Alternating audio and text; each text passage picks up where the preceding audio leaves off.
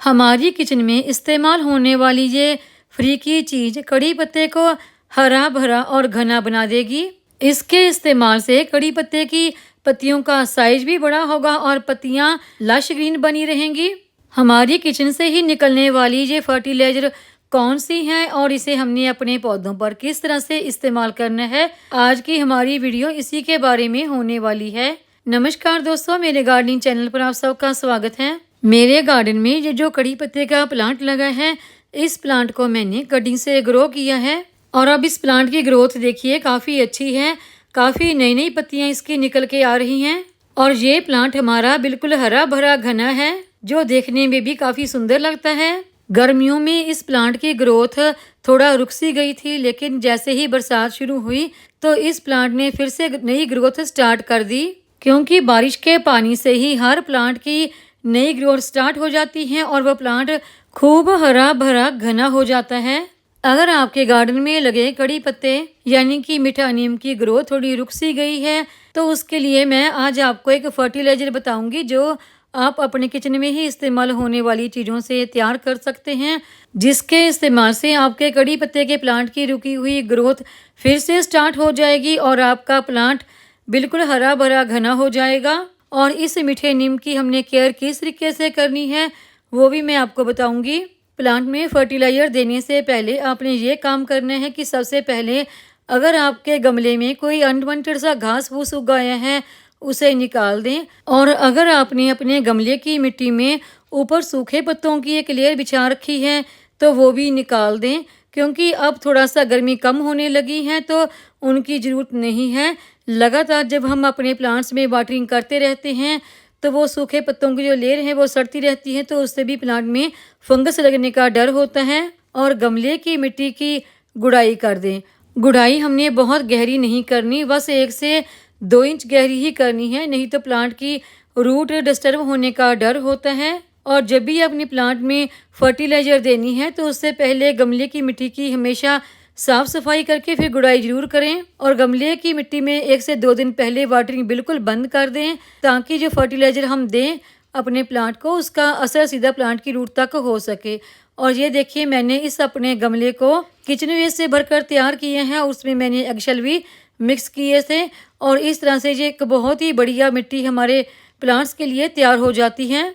अगर आप अभी इस समय अपने इस कड़ी पत्ते के प्लांट में कोई कटिंग, प्रूनिंग या फिर रिपोर्टिंग करना चाहें तो वो भी कर सकते हैं। तो देखिए मैं अभी इस प्लांट में कुछ भी नहीं करने वाली।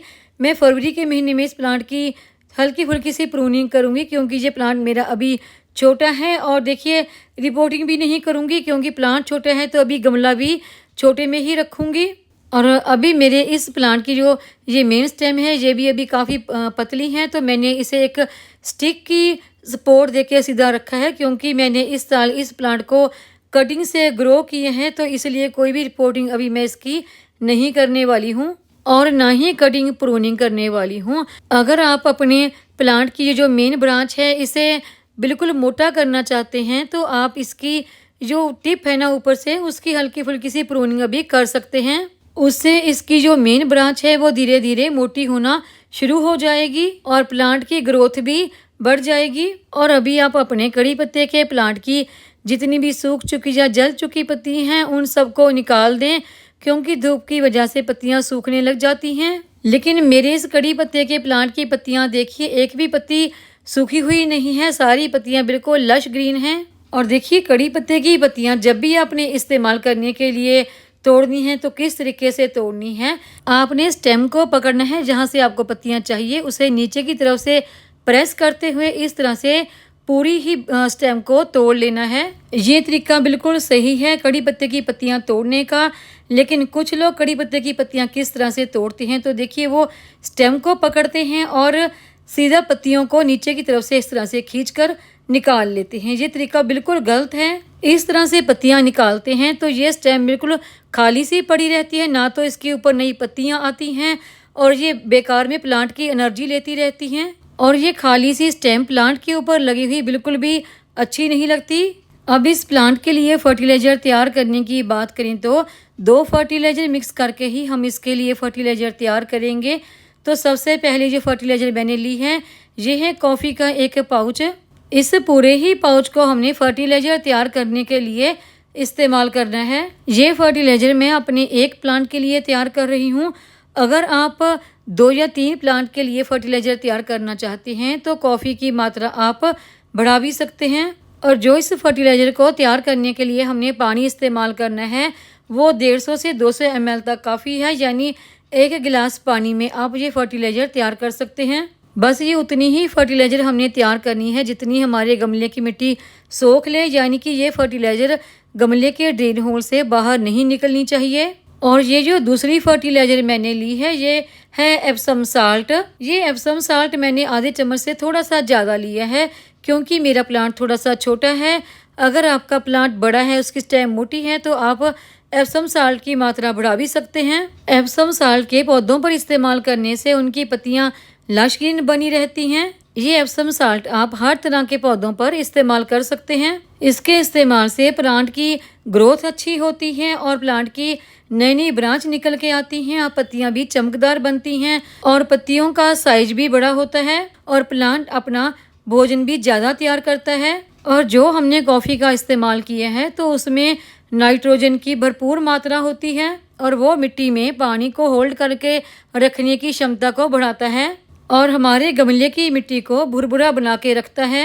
और जब इन दोनों चीज़ों से यानी कॉफ़ी और एप्सम साल्ट से हम फर्टिलाइज़र तैयार करते हैं तो ये एक बहुत ही पावरफुल फर्टिलाइज़र हमारे पौधों की अच्छी ग्रोथ के लिए बनकर तैयार होती है, जो कि हमारे पौधों की ऑल ओवर ग्रोथ के लिए बहुत ही बेस्ट फर्टिलाइज़र है।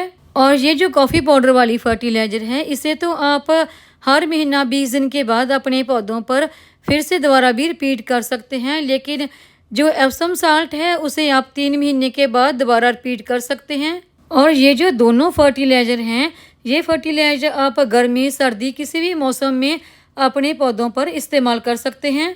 इसके इस्तेमाल से हमारे पौधों में कोई भी नुकसान नहीं होता। और इस कड़ी पत्ते के प्लांट को आप वहाँ पर रखें जहाँ पर डायरेक्ट सनलाइट आती हो, क्योंकि इस प्लांट को धूप बहुत ज़्यादा पसंद है। अगर आपके गार्डन में धूप नहीं भी आती तब भी आप इसे वहाँ पर रखें जहाँ पर कम से कम 3 से 4 घंटे की धूप तो ज़रूर ही आती हो। इससे प्लांट की ग्रोथ काफ़ी अच्छी होती है, नई नई ब्रांच निकल के आती हैं।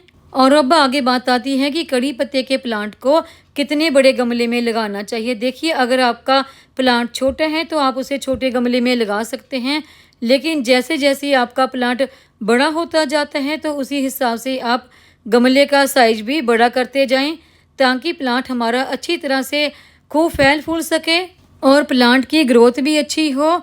और जब भी आपने इस प्लांट को किसी दूसरे बड़े गमले में ट्रांसफ़र करना है तो आप उसे बरसात में या फिर फरवरी के महीने में करें, क्योंकि ये महीने किसी भी प्लांट की रिपोर्टिंग के लिए बहुत ही बेस्ट होते हैं। उम्मीद है आपको ये आज की जानकारी की वीडियो पसंद आई होगी। वीडियो पसंद आई हो तो वीडियो को लाइक, सब्सक्राइब, शेयर और कमेंट जरूर करें।